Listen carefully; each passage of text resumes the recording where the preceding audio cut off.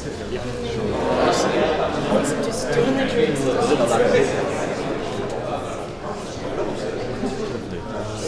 There is so much money.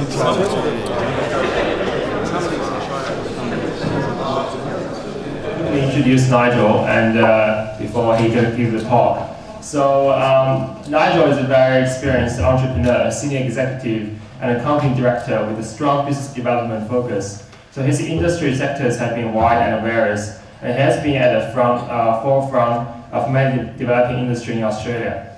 So in 2010, he was appointed as a case manager with Commercialization Australia. He also serves a few boards and lectures at ADFA on tendering and proposal generation. Please join me to welcome our first keynote speaker, Nigel. Thank you. I'm not sure this thing works. Now, can you hear me? I hope you can. I think you can. Now, the problem is I wander around a lot, so that camera will probably lose me occasionally, right? Look, the talk today I'm going to do is actually about innovation and commercialisation. I'm trying to do both together. As mentioned, my name is Nigel Hennessy. I'm a case manager with Commercialisation Australia. I better explain what that actually means before we start, and really my capacity here today. Some of the slides I will give today are my personal slides. They're not actually CA slides, so they're not endorsed by CA. I will give my personal opinion on some issues which I think are quite close to me. So be aware that these aren't all endorsed by Commercialisation Australia. Quick rundown, if I can get this thing to work. Try the other way. No, it doesn't want to work. It should do. Brief silence. All right. I can't wander around anymore, can I? Right, I thought I'd give you a quick rundown on the background, just to make sure you see where I'm coming from. I'm actually a mathematician by degree, so my first degree was actually in cybernetics and mathematics, and then I did a post-degrees I've done in oceanography and meteorology, so I've got a very technical background. I spent most of my career, my early career was actually in intelligence. I was actually worked for the UK MOD in underwater, primarily areas, underwater intelligence, looking at the Cold War issues with the Russians. Very exciting, I hasten to add, and I really enjoyed it. I came to Australia in the early 80s and then got involved in a number of defence companies. My first real one was I formed a company called ESAMS Australia, which was quite a successful company. It went from just me to 140 people over 5 years, and then I sold the company to GC Marconi. Later I went on and became the MD, and my slides have just moved on, so it's working obviously. Later I moved on to British Aerospace, and I became Deputy Managing Director of British Aerospace in Australia.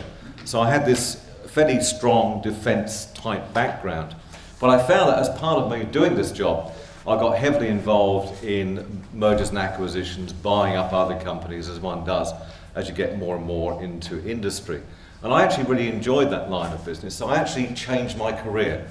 At the age of, thank you for the cup of tea, at the age of about 40, I think it must be about 45, I changed my career from being a chief executive within the defence sector with a very technical background, a project management background, and I moved more into M&A and more into venture capital, more into private equity.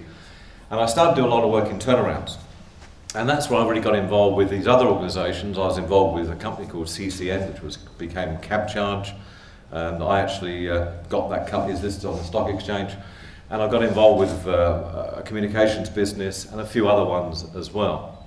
Over my career, over my last 10 years, probably, I've been working on probably about 3,000 or 4,000 applications for venture funding or ideas. So I've now become quite good at it in terms of looking at what's going on and who's actually doing what in what areas. I've done 7 startups, 2 of which I've done in the USA. I've done 15 mergers and acquisitions, at least 15, it could actually be more, which includes some big ones such as the merger with GC Marconi, Siemens, Plessey and a few others.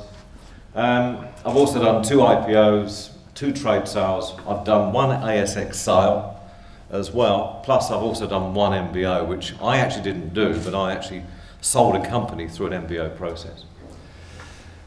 Right, so that gives you my background in terms of my credentials, if you like, for speaking today. So it's not just about my role in CA. It's really about my role overall in business. And I work today part-time for Commercialisation Australia. I'm not there full-time. Most of the case managers, such as myself, work part-time within CA. Right, I'll just talk about this very quickly. This is what I call the 3 I's, and it's about invention, improvement and innovation. It's just to make sure people understand the differences, because this is the first area I always find that people do not understand. And the first thing, invention is about the creation of something which is unique or novel, all right? And it's about, it could be a device, it could be a method, it could be a composition, it could be a process. But the important thing here is it's got to be novel. It's got to be something which is different, something which has not been thought of before. And improvement is just a way of doing something a bit better. All right, and that's what improvement actually means.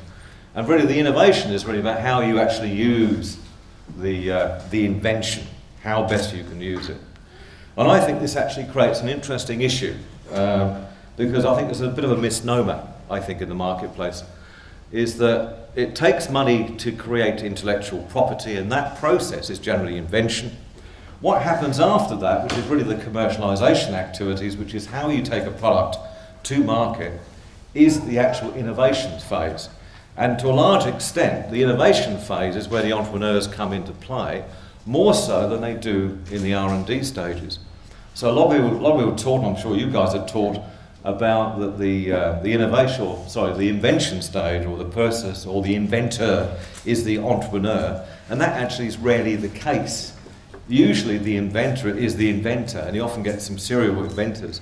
And unfortunately, as part of CA, we do get a lot of serial inventors. These guys who have some really good ideas, and they keep coming up with new ideas all the time. They're serial inventors.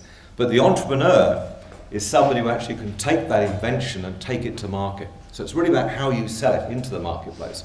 What is the value proposition? That's the key. And that's the key to the commercialisation process. Right, I've got a quick example, which I hope will come out. This was a company actually in Adelaide, which I was involved with a few years ago. This company makes bricks, right? It's a brick making company, but it makes bricks out of landfill. It uses rubble from the tip to actually make into a brick.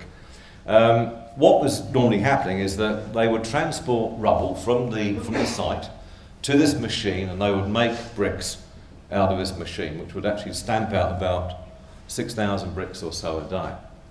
The problem they had with this idea, a nice idea, is that it wasn't economic. It became a process whereby they would actually make 6,000 bricks a day, but they had to transport the rubble over, which was the cost induced in that.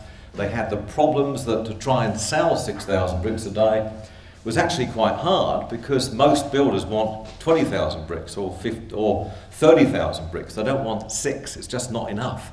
So how do you sell it?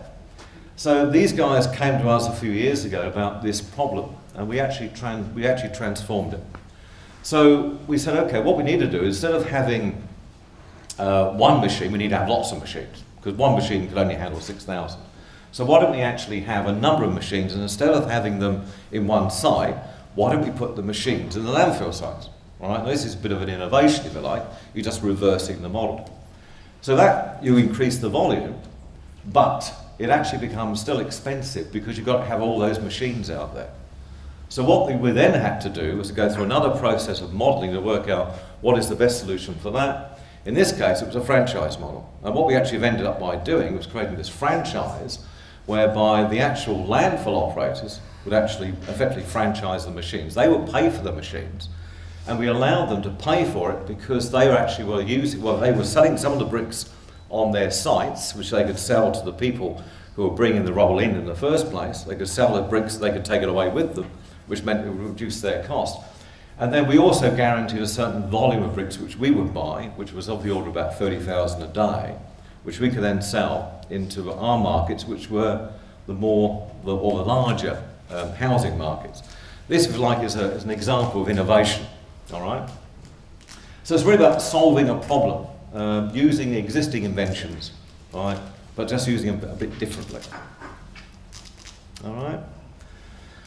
I'm going to talk a bit about commercialisation. So the first bit was about innovation, about how to actually think innovatively. Now, I want to talk now about the commercialisation landscape, and this is a a fairly standard slide we use within CA. I think the key thing about this is where we stand in the research and development field in Australia. And what this is really telling you, if you look at probably the 2.21% one is a good figure to look at, is that anything above 2% in R&D is considered to be pretty good. So in terms of where we stand in the world today, we stand pretty well in terms of OECD countries, in terms of what we do for research and development. 2.21%, number 12 in the world. So we're pretty good.